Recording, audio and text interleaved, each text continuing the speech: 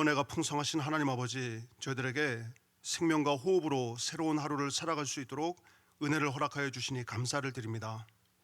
하나님, 오늘도 저희들의 삶에 하나님의 은혜가 필요함을 고백하오니 저희들을 긍휼히 여겨 주시옵시고 모든 상황 속에 일하시는 하나님을 또한 경험하며 믿음으로 고백할 수 있는 은혜를 저희 모두에게 허락하여 주시옵소서.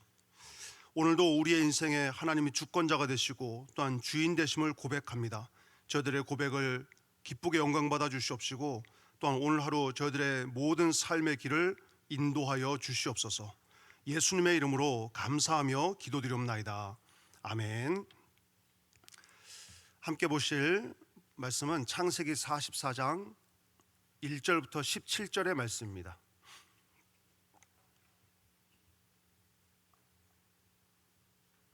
1절부터 5절까지 첫 번째 단락을 우리 함께 합독하도록 하겠습니다. 요셉이 그의 집 청지기에게 명하여 이르되 양식을 각자의 자루에 운반할 수 있을 만큼 채우고 각자의 돈을 그 자루에 넣고 또 네 잔 곧 은잔을 그 청년의 자루 아귀에 넣고 그 양식 값 돈도 함께 넣으라 하매 그가 요셉의 명령대로 하고 아침이 밝을 때에 사람들과 그들의 나귀들을 보내니라. 그들이 성읍에서 나아가 멀리 가기 전에 요셉이 청지기에게 이르되 일어나 그 사람들의 뒤를 따라가서 그들에게 이르기를 너희가 어찌하여 선을 악으로 갚느냐? 이것은 내 주인이 가지고 마시며 늘 점치는 데에 쓰는 것이 아니냐? 너희가 이같이 하니 악하도다 하라. 아멘. 오늘 우리가 함께 살펴보게 되는 이 본문의 제목은 시험대에 선 형제들입니다. 이제 요셉은 곡식을 채워서 그 형제들을 돌려보내면서 특별히 자신이 가지고 있었던 은잔을 베냐민의 자루에다가 넣게 하죠. 그 근본적인 이유는 이 형들을 시험하기 위함입니다. 형들이 과거에는 시기와 질투 그리고 또한 미워하는 이런 마음들을 가지고 있었던 이 형제들이 정말 진정으로 가족으로 거듭났는지 이런 것들을 좀 확인하고 싶었죠. 그래서 오늘 본문 중심에는 특별히 이 형제들이 거듭나게 되는 이 거듭났는지에 대한 유무와 또한 그에 대한 하나님의 계획하심, 이 관점으로 좀 오늘 본문을 보면 좋을 것 같습니다. 그래서 1절 말씀에 다시 보시면 요셉이 그의 집 청지기에게 명하여 이르되 양식을 각자의 자루에 운반할 수 있을 만큼 채우고 각자의 돈도 그 자루에 넣으라고 하죠. 그리고 2절 말씀 보면 또 특별히 그 은잔, 이 요셉이 가지고 있는 은잔을 그 청년의 자루 특정해서 바로 이 베냐민의 자루에다가 은잔을 넣어라 이렇게 말을 합니다. 이 은잔이라고 하는 것은 이 당시에 그 권력자들이 미래를 점치거나 또는 자기 어떤 이 권력 이런 것들을 표현할 수 있는 도구였다고 합니다. 그래서 이 권위와 신비의 상징이었죠. 특별히 이 형제들이 지금 요셉의 집으로 초청을 받아서 집에서 함께 식탁을 나누었잖아요. 그렇기 때문에 요셉이 자기 집에서 개인적으로 소유하고 있는 이 은잔이 사라졌다고 하는 것은 이것이 또 이 은잔이 형제들에게서 발견된다고 하면 이거는 단순한 실수가 아니라 중범죄에 해당할 수 있는 이런 요건들을 지금 요셉이 만들었습니다. 이유는 우리가 잘 알고 있습니다. 요셉이 베냐민에게 도둑이라고 하는 누명을 씌워서 그를 애굽에다가 억류시키는 상황을 고의적으로 만들려고 했죠.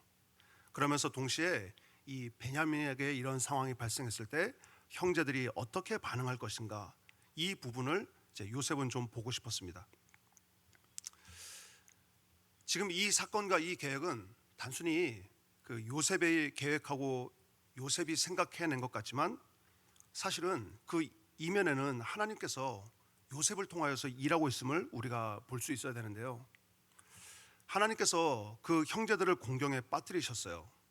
빠뜨리시는 이유는 그들의 내면 가운데 있는 그 은밀한 곳에 있는 마음을 드러내기를 위한 하나님의 계획하심과 뜻하심이 있다는 거예요. 뒤에서도 좀 보겠지만 그들의 마음속에 있는 이 내면의 죄, 이것을 드러내기를 하나님 원하고 계시고 또 드러내야 치유할 수가 있고, 또한 드러내야 용서받을 수가 있고, 그리고 또한 이렇게 치유되고 용서받아야 회복할 수 있다는 거예요. 결국 하나님께서는 지금 이 형제들을 시험대에 세우시는 이유가 그들의 과거의 죄를 지적하고 그 죄로 인해서 그들을 멸망의 길로 보내려고 하는 것이 아니라, 하나님께서 정말 그들을 회복시키시고 또한 그 형제들을 통해서 하나님 계획하신 그 계획하심을 이루기 위해서 이제 그들을 시험하고 있다는 거죠. 좀 더 이어서 6절 말씀을 보시면 6절부터 14절까지 말씀도 우리가 함께 좀 읽어보겠습니다. 시작. 청지기가 그들에게 따라가서 그대로 말하니 그들이 그에게 대답하되 내 주여 어찌 이렇게 말씀하시나이까. 당신의 종들이 이런 일은 결단코 아니하나이다. 우리 자루에 있던 돈도 우리가 가나안 땅에서부터 당신에게로 가져왔거늘 우리가 어찌 당신의 주인의 집에서 은금을 도둑질하리이까. 여기까지 잠깐 볼까요? 8절 말씀을 보시면 이제 이 청지기가 다가와서 그 요셉이 시킨 대로 이 형제들에게 이야기했을 때 8절 말씀에 보면 이제 이 형제들이 자기들을 표현할 때 우리라고 하는 표현을 합니다. 우리 자루에 있던 돈도 또한 우리가 가나안 땅에서부터 당신에게로 가져왔거늘 우리가 어찌 당신의 주인의 집에서 은금을 도둑질하리일까. 이제 이 형제들이 자기들을 표현할 때 우리라고 하는 표현을 이제 기록하기 시작하고요. 그다음에 9절 말씀에도 보면 제가 읽겠습니다. 당신의 종들 중 누구에게서나 발견되든지 그는 죽을 것이요 또 우리는 이렇게 표현하죠. 우리는 내 주의 종들이 되리이다 라고 표현을 합니다. 이어서 10절도 그가 이르되 그러면 너희의 말과 같이 하리라. 그것이 누구에게서든지 발견되면 그는 내게 종이 될 것이요 너희는 죄가 없으리라. 한 발견되는 특정 그 한 사람을 종으로 삼겠다 이렇게 이제 말하고 11절에 그들이 각각 급히 자루를 땅에 내려놓고 자루를 각기 푸니 그가 나이 많은 자에게서부터 시작하여 나이 적은 자에게까지 조사하매 그 잔이 베냐민의 자루에서 발견된지라. 13절은 함께 읽겠습니다. 시작. 그들이 옷을 찢고 각기 짐을 나귀에 싣고 성으로 돌아가니라. 형들은 서로가 결백을 주장했어요. 그런데 결국은 베냐민의 자루에서 이 은잔이 발견되게 됩니다. 그런데 이 베냐민 자루에서 은잔이 발견되었을 때 그 형들이 나타내는 반응이 13절 말씀 보면 그들이 자기들의 옷을 찢었다고 기록을 하고 있습니다. 그리고 비통해하고 있는 모습을 보여주고 있죠. 형제들이 변했습니다. 변하지 않았다면 그 20여 년 전에 요셉을 팔아넘길 때처럼 이 베냐민 이 동생을 그냥 또 적당히 아버지에게 둘려대고 다시 이 곡식과 나머지를 다 아버지에게로 가지고 가서 요셉을 팔아넘기고 그냥 아무 일 없었던 것처럼 살아왔던 그 20년의 삶을 동일하게 살아갈 수 있을 형제들이거든요. 그리고 이 청지기도 와서 그들에게 말하기를 이 은잔이 발견되는 그 한 사람을 내가 종으로 삼겠다. 그리고 나머지는 죄가 없다고 인정하겠다. 10절에 그렇게 말했죠. 그런데 이 형들이 베냐민의 자루에서 은잔이 발견되었을 때 자기들이 비통해하면서 이 옷을 찢습니다. 베냐민에게 우리가 어제도 보았지만 총리였던 이 요셉이라고 하는 요셉인 줄 알지 못하니까요. 총리가 베냐민에게는 5배나 되는 음식을 형들 앞에서 주게 돼요. 20여 년 전에 자기 아버지에게 요셉이라고 하는 그 막내 동생이 특별한 편애를 받았던 것과 동일한 상황이 지금 형들 앞에 벌어졌고, 그리고 또 이 형들이 똑같은 문제. 그러면 우리가 이 막내 베냐민, 이 베냐민 또 그냥 실수하는 바람에 애굽에서 총리에게 붙들려서 종이 돼버렸습니다. 아버지 20여 년 전하고 동일한 사건이 또 일어나게 돼서 참 유감스럽지만 우리가 어쩔 수 없이 그 동생을 데리고 나올 수가 없었습니다. 이렇게 하고 또 살아갈 수 있었지만 이 형제들이 변화되었다는 것을 지금 이 본문 단락에서 우리에게 보여주고 있습니다. 그러면서 이제는 그들이 우리라고 하는 이 공동체의 표현을 기록하기 시작하고요. 그리고 우리라고 하는 이 단어를 반복해 사용하면서 9절 말씀에 우리 모두가 다 종이 되겠다. 16절에도 또 표현하기를 우리가 이 잔이 발견된 자와 다 내 주의 종이 되겠다, 노예가 되겠다라고 표현하면서 달라진 이 형제들의 모습을 이제 보여주고 있습니다. 형제들이 그 20여 년의 시간이 지나면서 그들의 내면 가운데 있었던 이 문제들, 하나님께서 그 문제를 드러내고 그 문제를 만져나가기 시작하시는 거죠. 동일한 사건을 통해서 뒤에서 조금 더 보도록 하겠습니다. 이어서 14절 말씀 보시면 14절에는 이제 그 여러 형제들 가운데 유다의 그 변화를 바로 일면에 내세우기 시작하는데요. 14절 말씀에 유다와 그의 형제들이 요셉의 집에 이르니 요셉이 아직 그곳에 있는지라 그의 앞에서 땅에 엎드리니 요셉이 그들에게 이르되 너희가 어찌하여 이런 일을 행하였느냐 나 같은 사람이 점을 잘 치는 줄을 너희가 알지 못하였느냐. 16절 말씀 함께 읽겠습니다. 시작. 유다가 말하되 우리가 내 주께 무슨 말을 하오리이까 무슨 설명을 하오리이까 우리가 어떻게 우리의 정직함을 나타내리까 하나님이 종들의 죄악을 찾아내셨으니 우리와 이 잔이 발견된 자가 다 내 주의 노예가 되겠나이다 하고 고백을 하죠.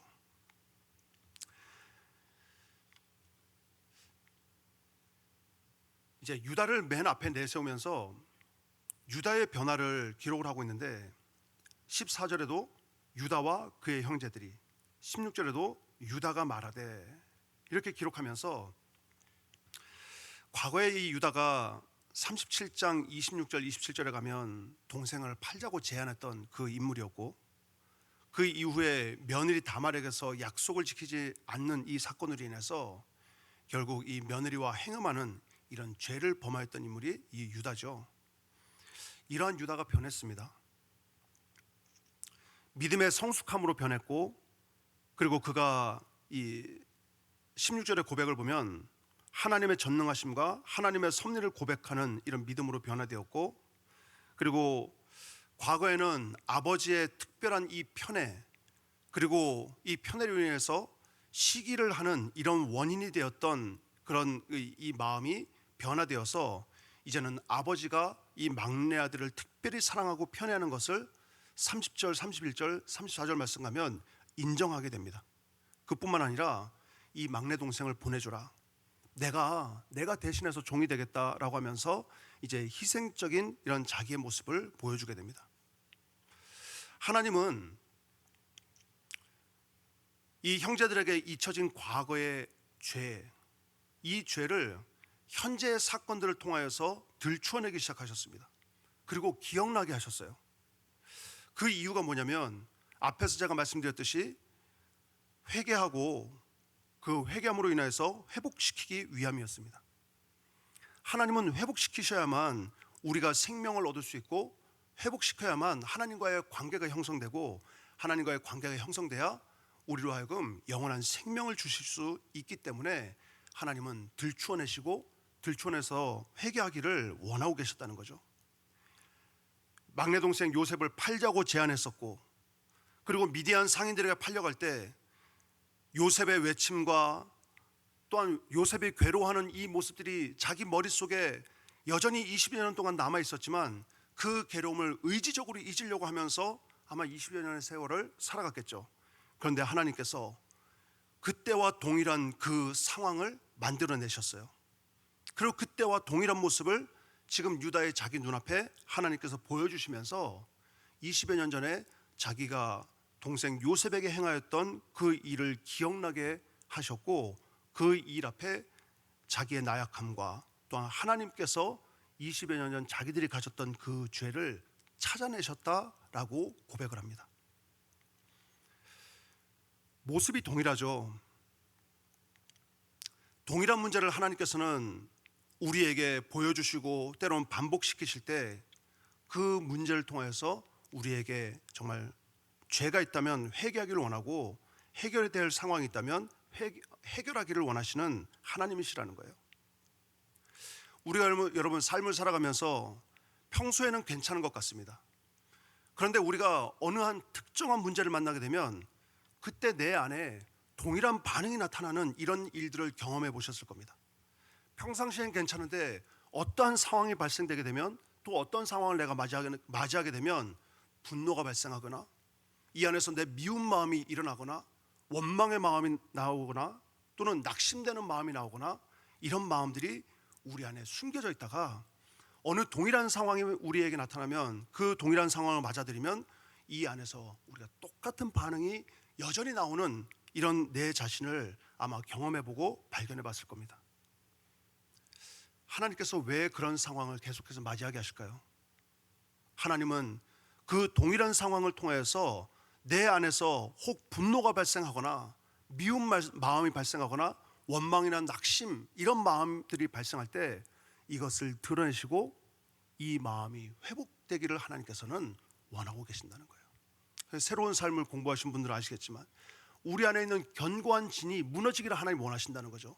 그래서 이 견고한 진이 무너지고 내 안에 주님께서 주시는 참된 변화, 내 속사람의 참된 변화가 일어나기를 주님께서는 원하고 계신다는 거예요.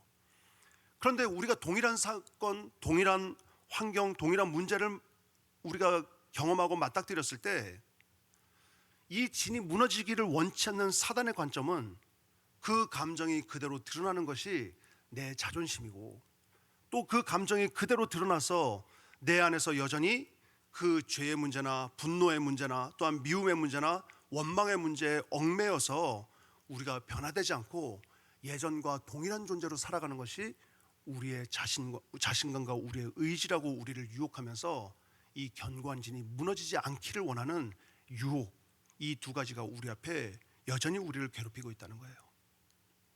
오늘 본문에서 하나님께서는 형제들의 과거의 이 잘못을 직면하게 하셨죠. 직면하게 하신 이유는 그 직면함으로 인해서 기억하게 하고 회개하기를 원하시는 겁니다. 그리고 회개하기를 원하시는 것은 회개를 통해서 하나님과 우리와의 관계가 온전한 관계로 하나님 회복되기를 원하고 계신다는 거예요. 오늘 이 본문은 앞에 제가 말씀드렸듯 제목이 시험대에 선 형제들입니다.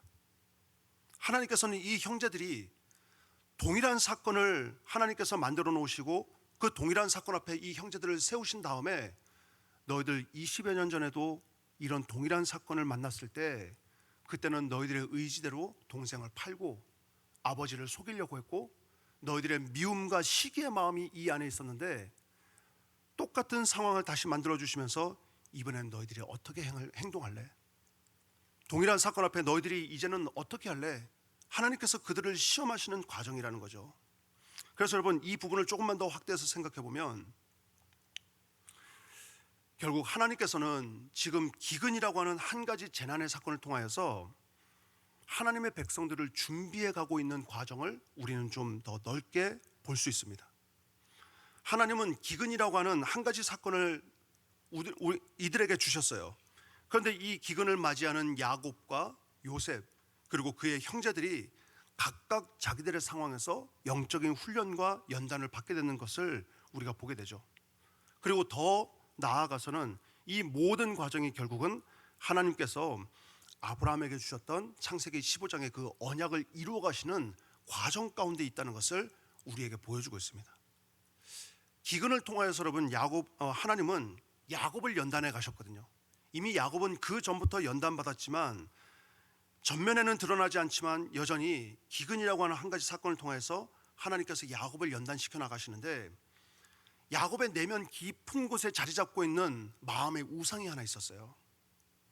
요셉과 베냐민, 그들을 향한 집착, 사랑이라고 생각을 했는데 하나님께서는 그것조차도 야곱의 손아귀에서 내려놔야만, 그 움켜쥐고 있는 이 자녀들을 사랑하는 그 마음을 내려놔야만 비로소 하나님께서 야곱을 하나님의 사람으로 사용하실 수 있는 연단의 과정이었다는 겁니다.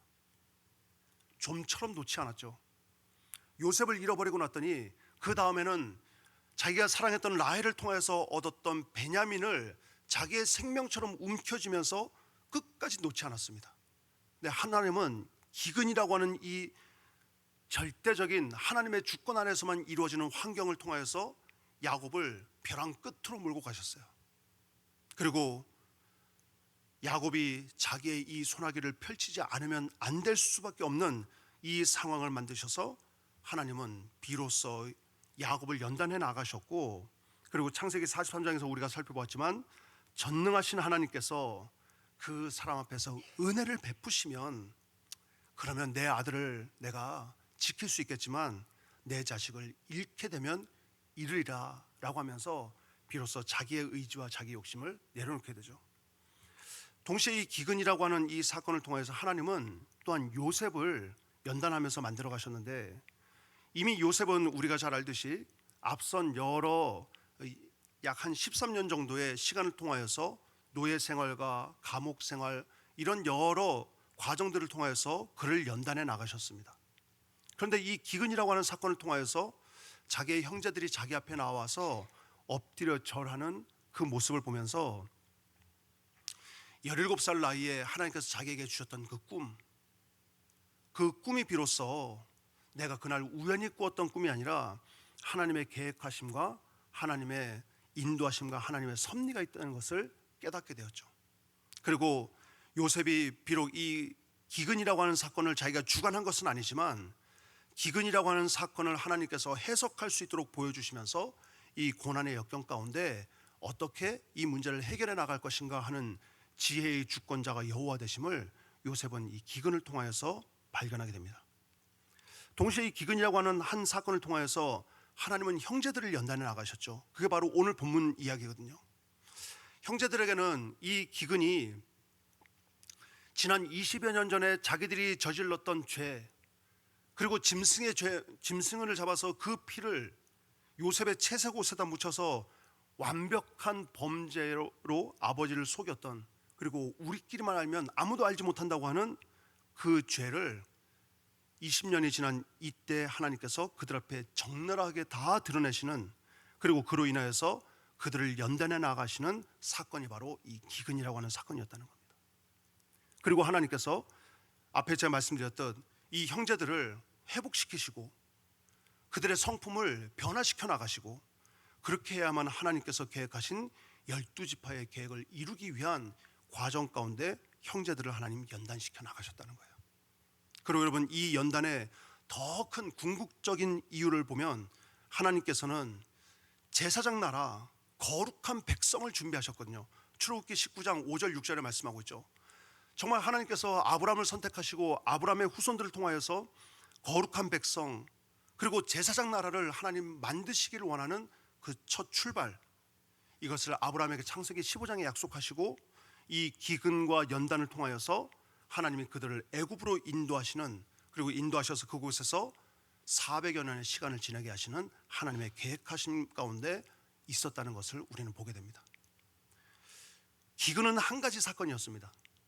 그런데 하나님은 이 한 가지 사건을 통하여서 이것이 모든 일상을 무너뜨리는 재앙처럼 보여졌지만 실제로는 야곱의 불신앙을 꺾어버렸고 형제들의 죄를 드러나게 하면서 그들을 회복시켜 나가셨고, 그리고 요셉을 통하여서 계획하신 하나님의 계획하심을 보여주시는 이 사건으로 하나님이 인도하셨다는 거예요.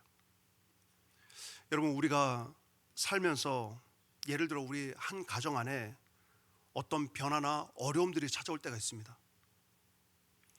그런데 그 문제가 건강의 문제가 될 수도 있고요, 또는 여러 사건들의 문제가 될 수도 있고, 또한 우리에게 생각지 못했던 여러 어떤 어려움들일 수 있지만 이 문제는 그 한 사람에게 국한되는 문제가 아니라는 것을 우리는 오늘 본문을 통해서 좀 더 확장해서 생각할 수 있으면 좋겠습니다.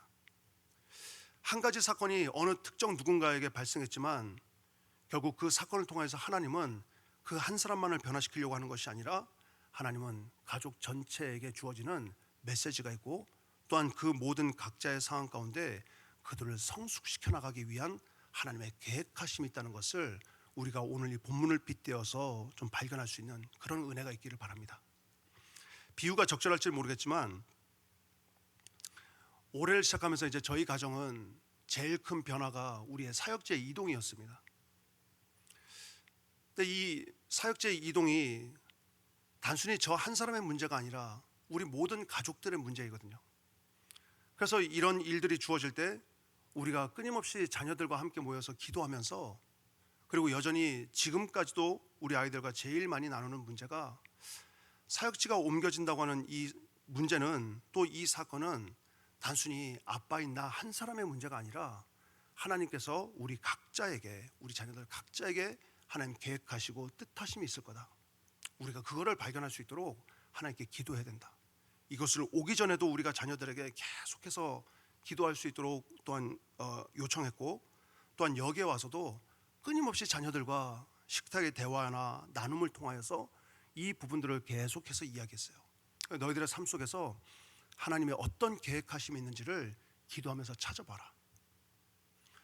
단순히 여러분 사역지의 이동, 그래서 제가 저의 사역지가 옮겨지는 것만을 하나님 계획하신 것이 아니라, 하나님은 저를 옮기실 때 우리 가족의 한 사람 한 사람 그들의 삶 속에 하나님이 반드시 계획하시고 하나님께서 뜻하시고자 하는 그런 계획하심이 있는 줄을 저들은 믿고 순종하기로 했습니다. 마찬가지라고 생각을 합니다. 우리 사랑하는 모든 성도들의 가정 안에도 우리가 정말 하나님 앞에 기도할 수밖에 없는 기도의 문제들이 있을 거예요. 근데 그 기도의 문제가 지금 이 자리에 나와서 기도하는 우리 부모들만의 기도의 문제가 아니라, 그 일을 통하여서 하나님은 가족 구성원들 각자를 성숙시켜 나가고 변화시켜 나가기 원하는 하나님의 요청이 분명히 있다는 거죠. 조금 더 확장하면, 여러분들이 소속되어 있는 목장, 저도 우리 목장을 이끌다 보니까 목장 안에 다양한 가정들의 문제들이 있고 기도의 제목들이 있습니다. 그런데 그 기도의 제목들이 단순히 저 가정의 문제가 아니라, 그 문제를 통해서 우리가 함께 기도하게 하고, 그 기도를 통하여서 하나님께서 우리 모두의 믿음을 성숙시켜 나가고, 또한 그 가운데 일하시는 하나님을 발견할 수 있게 하는 그런 사건들로 하나님이 이끄시는 것을 저들은 많이 경험하게 됩니다. 여러분들도 마찬가지일 거라고 생각을 합니다.